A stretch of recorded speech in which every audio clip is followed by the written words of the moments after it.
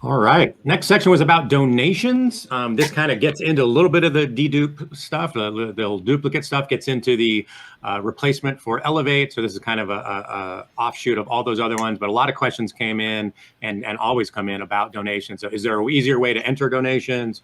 We collect online donations from and whatever software they use, Network for Good, Fundraise Up, whatever it is. Is there a way to get them in automatically?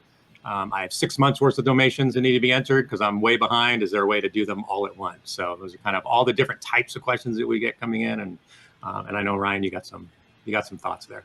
Yeah. I think the big thing is if they're online and your system does not integrate with Salesforce, that problem's never going to be solved until you move systems, and that can be kind of frustrating, but on the other hand, once you are able to get that data flowing in automatically using duplicate roles, using all the different things that you can use, your life will be so much easier. And I think that's huge, especially being able to automatically differentiate between what's recurring, what's not, all kinds of stuff.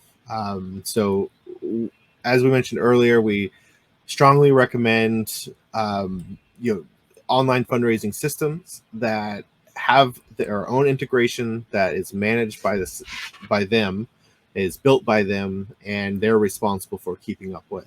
I think that's huge. For past donations that you haven't gotten into a system yet, there's a number of things that you really have to consider with that. One is, being able to match things up. You don't want to just randomly import them all, create a bunch of duplicates, right? So there is a little bit of a process we typically go through for that. There's also ability to use Salesforce tools and the NPSP specific tools for some of that too. But fundamentally, importing them in bulk is the easiest way. We've done that a lot of times. It's not rocket science, but that one is a little bit nuanced, a little bit, complicated sometimes, and so we usually have follow kind of a path for that, but there's a lot of forks in that path depending on what the data is and how it looks. So yeah, I think that's big.